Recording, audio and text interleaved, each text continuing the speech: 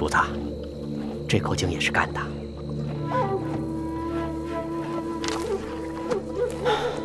进入山西以来，这旱情是越发的严重了。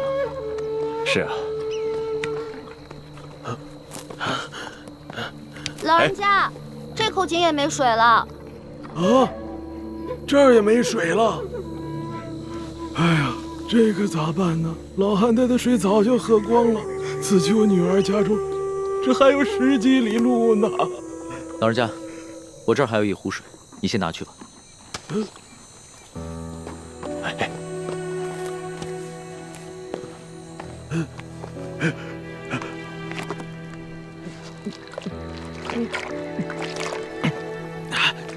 多谢，多谢。老人家，此次的旱情涉及多大的范围啊？多大范围？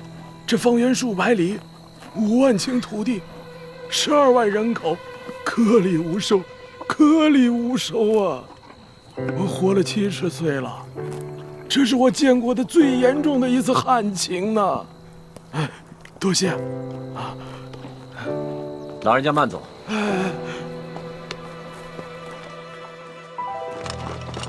主子，启禀主子，这个小村庄有几十户人家，房子都挺干净的，咱们借宿没问题。只是这村子人烟稀少，好多房子都空着，显得有些诡异。为什么？这些民房都好好的，有一些一看还是新翻修过的，怎么会没人住呢？是啊，房子是挺新的，就是没人住。也许这儿不久之前遭过匪患吧。这户院子里倒是有炊烟冒出来，应该有人，我去看看。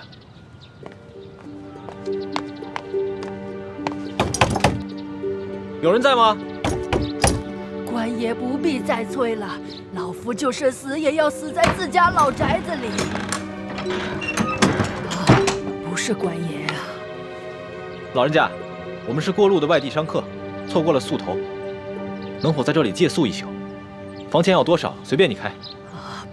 不必给钱，我们这个村子什么都缺，缺水，缺粮食，缺人，就是不缺空房子。你随便住吧。老人家，此话怎讲？村民们都去哪儿了？我们这个村子遭遇了几10年不遇的旱灾，村里只剩下一口老井，每晚能渗出一点点水来。但凡有点办法的，都出去投亲靠友了；没亲没友但还迈得动腿的，也都到外面去行乞逃生去了。哎呀，只有我这等老弱病残在这儿等死。可是官家还逼得我们……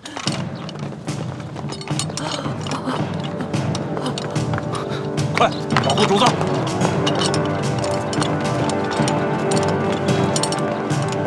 这2个人好生眼熟，是不是在哪儿见过？主子，这2个就是那日在客栈里调戏世淑姑娘的人，其中那个领头的把总还被主子教训过。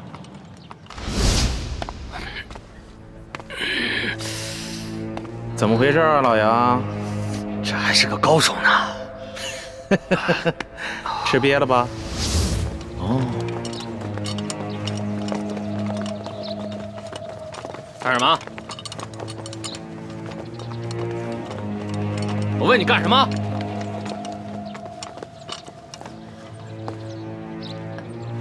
杨婆子，我还正纳闷呢，就凭你不敢抗命啊？原来是有这么一门富贵亲戚。裘老板，你可别牵连无辜，老妇哪儿来的这等富贵亲戚？他们都是过路的客商，在我家借住一宿，明天就得赶路的。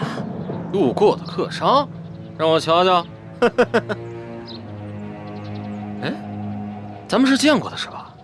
啊？哟，姑娘，你也在这儿呢，真是缘分呐！你是谁啊？我根本不认识你。你还好意思说呢？那是在客栈喝醉了闹事，他就是被我教训的那个。哎呀，羞死人了！原来你还是个朝廷命官呀！那日你当众调戏我家的丫鬟，就已经失了体统。你还追到这个村子来，没完没了是吗？你老杨，咱们今天来办正事儿的，你还穿着官服，收敛一点。也对，老子懒得理这些外乡人。几位，老子是来办公差的啊！杨婆子，怎么着？今儿个你是搬呢，还是不搬呢？不搬，老夫就是死也要死在我自己的房子里面。你敢公然抗命是不是？你是不是不想活了？老人家，你是不是将房子作价卖给了他们？卖给他们？客官，这房子是老夫夫家留下来的祖产，房子后面还有几亩良田，老夫家祖孙几代人就靠这点良田生活。如今虽然不幸遭遇了旱灾，可老夫也舍不得变卖这个祖产呢。这个裘老板仗着官府里有人，随便给了仨瓜俩枣碎银，就要强行圈走咱们整村的房田地呀！你闭嘴！老不死！裘老板给你安置费已经是大发慈悲了，你还敢在这里计较或多或少的？你信不信我现在就滚了你？行了行了，杨婆子，圈地的文书是巡抚衙门发的，你向几个过路的客商诉苦，有用吗？可是在下听说，顺治爷曾下过明诏，废止圈地。几位是读书人吧？啊，哼，看着就像，带着那么一股子迂腐劲儿。古往今来，这皇帝总说王子犯法与庶民同罪，但谁曾见过哪个王子犯法真与庶民同罪？就算是在皇城根底下，那些王公大臣不也是一大片一大片的圈地吗？皇上不也是睁一只眼闭一只眼吗？几位是过路的客商，我劝你们别多管闲事。听清楚了吗，老太婆？明日一早，我就带人来这里破土强拆。届时你还没搬走的话，那我就把你埋在这破房子里。老夫就在这儿等着你们，我就是死也要死在我自己的老宅子里面。哼！巡抚衙门令，凡是胆敢公开对抗官府者，皆按谋反论处，格杀勿论。所以今天老子就是杀了你，也是在执行公务。最后再问你一遍，搬还是不搬？不搬。那明白了。你既然铁了心不搬了，那也好。那你今天晚上就吃得饱饱的，免得明天做个饿死鬼啊！呸！看什么看？小心我把你双眼给挖出来！哟，瞧瞧，富商家的丫鬟都不一样，脾气这么大，挖我眼珠子！来来，挖，退下！干什么？真想打架呀？看清楚，爷可是巡抚大人的直属亲兵，你们要是真敢跟我动手的话，那就是造反！来呀！老杨，几位，老杨，这几个人呢，出言不凡，气度也不凡，像是有些身份的，别节外生枝。先回去，啊，先回去。走，几位，请吧。梁婆子，到底搬还是不搬？你可要想清楚了。诸位，告辞。哎，主子，这几个混账东西不给他们点教训啊？这些都是虾兵蟹将，没用的。老人家，再多吃点吧。不瞒你们说，我都半个月没见米香了。不怕你们见笑，我都喝了5碗了。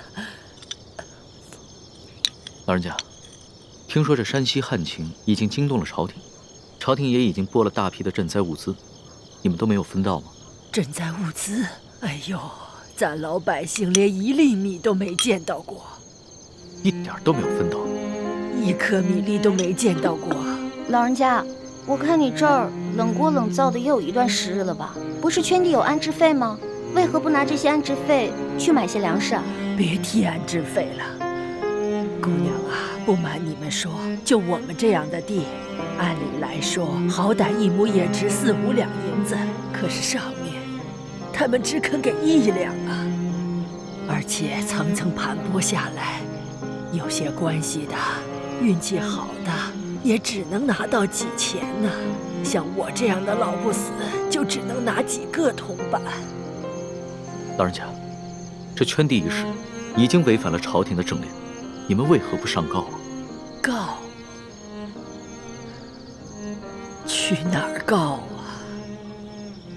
老夫的儿子先去县衙告状，被他们拉了出去，一顿毒打，还给他胡编了一个什么罪，被他们连打带吐。回来以后，连伤带气的，没多久就扔下老夫去了。老夫的孙子不服气，借了些钱去太原府鸣冤，也被巡抚大人当盗贼发配关外，至今未归，一去不回，还怎么告啊？还有这等事？这山高皇帝远的，这圈地的人可是个通天的人。通天是当朝的大红人鳌拜，你知道吧？听说过。山西巡抚刘德昭，他就是鳌拜的门生。还有那个圈地的裘老板，他就是刘德昭寄娶的夫人的小舅子。您说还到哪儿去告啊？可是听说鳌拜不都已经被皇上给查办了吗？你知道吗？瘦死的骆驼比马大呀！鳌拜这些年提拔了多少门生亲信，他们都大权在握，盘根错节，连皇帝都忌惮他3分。不然为何皇上就只把鳌拜圈禁了呢？这官场上的事儿说不清，万一哪一天鳌拜东山再起，可怎么办呢？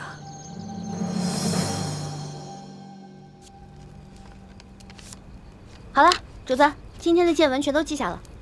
你小心收好，等我回京了之后，就一桩一件的查，一个一个的办。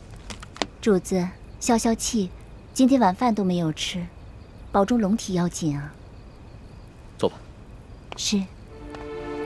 这所见所闻，我还怎么吃得下？顺着朝就已经下的禁令，到现在还有令不止，让许多百姓流离失所，无家可归。最重要的是，他们还敢鲸吞朝廷的赈灾粮款。你爹爹的密奏，所言非虚啊。主子，那咱们可得小心了。听说这山西官场，鳌拜残存的势力不可小觑，他们掌握的地方官兵足有上万。万一他们知道了主子在微服私访，起了歹心，可了不得。小不忍则乱大谋，只能暂且忍着了。可是，他们明早就要来强拆了，这些百姓们该怎么办？那个叫杨八狗的，还有刘德昭新老婆的那个小舅子裘贵吧，他们一个个都是心狠手辣的角色。如果咱们一走，那几户宁死不搬的村民不得被他们活活给弄死啊？不会吧？这村子里还有几户人家，10几口人，我不相信他们敢全都杀了。主子还别不信，我在山东行医的时候也遇到过类似的事情，也是有几户村民不肯搬迁，那圈地的是鳌拜府上管家的表弟，直接派人在半夜里放了火，却推说是他们自己不慎烧了房子。那几户家人当中，有几个性子烈的，想要上京告御状，却在半路上被一伙身份不明的歹人给杀了，案件至今未破。老奴老家也发生过这样的事情，那不搬的一家5口被灭门，却推说是得了瘟疫，其余人也都是敢怒不敢言。那怎么办呀？咱们可得救救他们呀，不然咱们走了，这些老百姓不得被那些豺狼给吃了？可现在出现伤势危急，我必须尽快赶过去看一看，听他详细汇报山西官场的情况。只有掌握了足够的证据，才能把这些豺狼一网打尽。那我们就眼睁睁看着这些豺狼把人给吃了吗？哎，赤鼠姑娘，现在主子的安危是最重要的。这俗话说得好，强龙不压地头蛇。主子您的身份是万万不可暴露的。这样吧，待会儿我们进村查一下，然后再做打算。这。哎，主子，您瞧，那户人家好像有人哎，你听，他们好像刚生完孩子。只可惜，明天一早就得拖家带口背井离乡。可怜的孩子。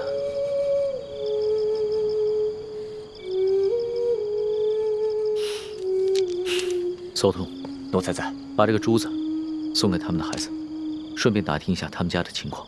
这。站住！姐姐，姐姐，没事吧？别动，别动！你们干什么呀？不干什么，来啊，拿下带走。是。等会儿，你不是？哎，老爷，哎，啊，这丫头不是跟那几个富商在一起的吗？啊，怎么了？我总觉得那几个富商没那么简单。找另外一个，这个不说，免得节外生枝啊。也行。啊，兄弟们，把这个带走。是。快走！不行，姐姐，后面，姐姐，快走！你想？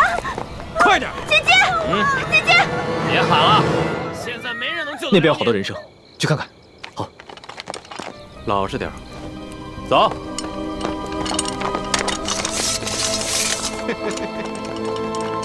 小妮子，没看出来还是个练家子。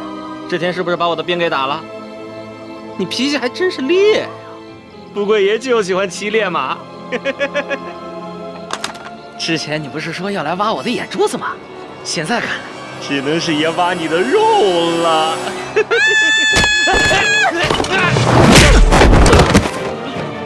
老大，你没事吧？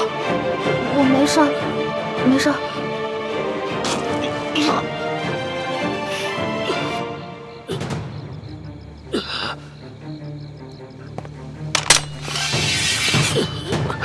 你们别乱来，我可是朝廷命官。主子，他敢轻捕一环，死有余辜。一剑杀了他已经便宜他了。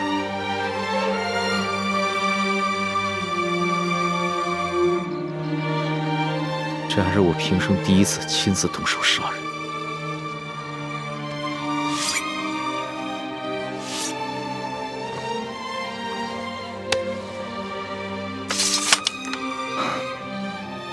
杀害朝廷命官可是大罪，这样一来，很容易暴露身份。杀了就杀了，想办法善后。这三更半夜的，你到处跑什么呀？喊你你也不应，你知不知道我们很担心你啊？我是晚上没吃饱饭，本来想看看村里没有什么鸡，填饱一下肚子，结果找了一圈没有，就遇上这个坏蛋了。饿死鬼投胎啊！天天就想着吃，除了吃你还能知道什么呀？我还知道饿。你看看你这个妹妹，脑子里装的都是什么东西？陈妹从小生活艰苦，所以一有机会就惦记那张嘴，让主子见笑了。我知道，你们曾经都吃了不少苦，但现在跟了我，会保你们一世荣华富贵，再不受半点苦头。谢主子恩典。主子，光让我们两个不受苦也不行啊！你要让全天下的老百姓都不再受苦才是，这才是最重要的。我知道，我的老大虽然贪吃，但不贪心，更不自私，心里边天天装着天下百姓，真是我的良师益友啊！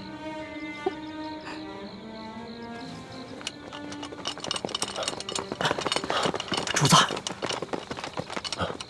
主子，这怎么回事？不必慌张，先找个地方把他埋了吧。这，来人呐，把他拖下去。这，快！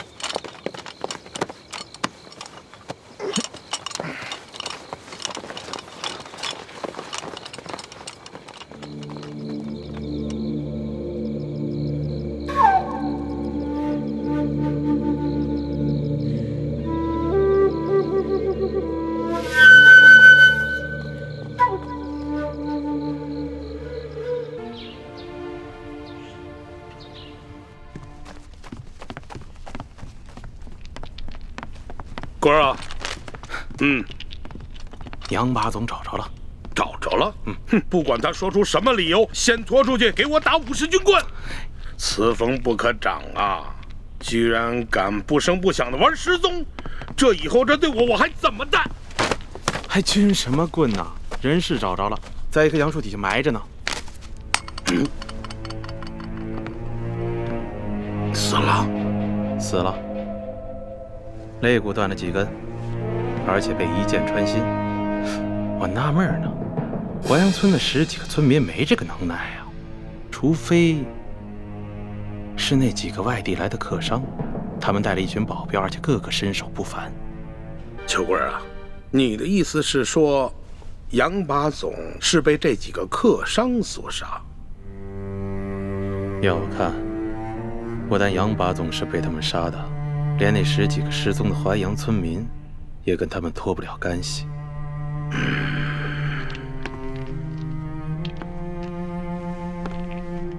老爷，我看这几个客商身份可疑，行踪诡异，您是不是得派人去查一查？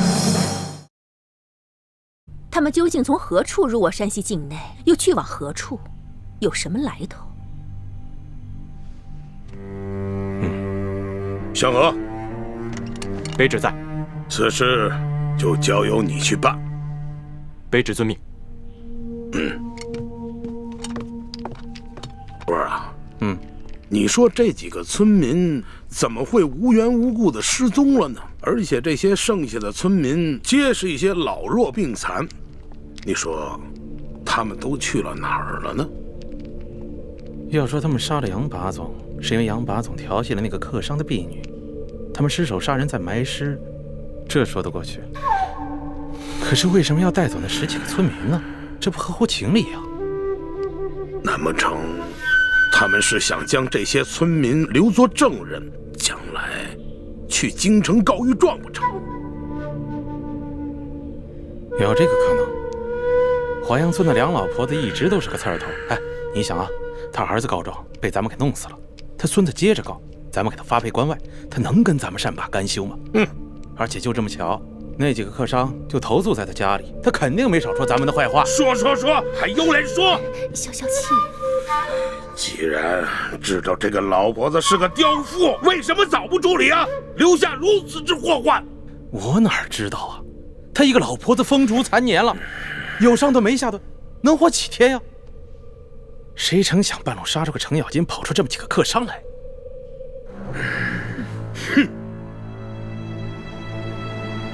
听密报说，这书建前1个月以前曾向皇上上了一道密折，去报我和整个山西官场的官员。当时皇上忙于敖中堂的事情，所以将此密折留中未发。现在敖中堂已经被皇上给捐尽了，看来这皇上可以腾出手来，有时间整顿吏治了。难不成那几个神秘的客商是来自京城的密使？什么？什么意思？什么意思？来干什么来了啊？你慌什么？我告诉你，现在整个山西的官场那就是铁板一块，只要书建一死，任谁都查不出什么。你说的轻巧，书建什么时候死啊？他什么时候死？就最后这么一口气，他什么时候咽？他绝活不过今晚。哦。